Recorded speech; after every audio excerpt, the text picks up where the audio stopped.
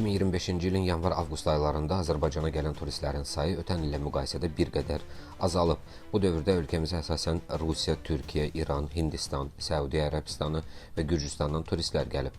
Ən çox artım isə Tacikistan, İsrail, Yaponiya, Çin və Qərb ölkələri üzrə müşahidə olunur. Əksinə, MDB və Körfəz ölkələrindən gələnlərin sayı azalıb. Konkret rəqəmlərə gəldikdə isə 2025-ci ilin yanvar-avqust aylarında Azərbaycana 1,7 milyon nəfərdən çox əcnəbi gəlib. Bu, ötən ilin eyni dövründə nisbətən 1,6% azdır.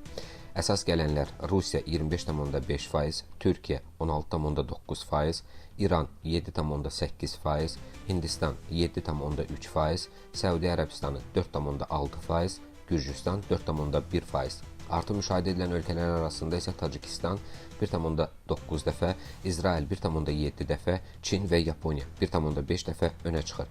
Əksinə, MDB və Körfəz ölkələrindən gələnlərin sayı isə azalıb. Eyni dövrdə Azərbaycan vətəndaşlarının xarici səfərləri də azalıb. Əhalinin əsas səyahət istiqamətləri Türkiyə, Rusiya, Gürcüstan və İran olub. Gürcüstana və İrana gedənlərin sayı artıb, amma Rusiya və Türkiyə səfərlər azalıb.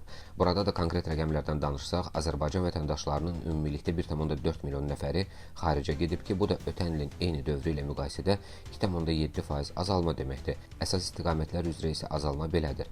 Türkiyə 41,9%, Rusiya 14,8%, Gürcüstan 11%, İran 8,8% təşkil edir. Statistikada göstərir ki, Azərbaycan turizmi 2025-ci ildə müəyyən durğunluq yaşayır. MDB və Körfəz ölkələrindən gələnlərin azalması diqqət çəkir.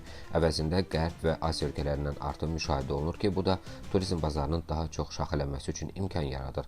Azərbaycan vətəndaşlarının xaricə gedişində isə ənənəvi istiqamətlər üstün olsa da, qonşu Gürcüstan və İran daha cəlbedici olub. Türkiyə və Rusiyaya maraq bir qədər zəifləyib.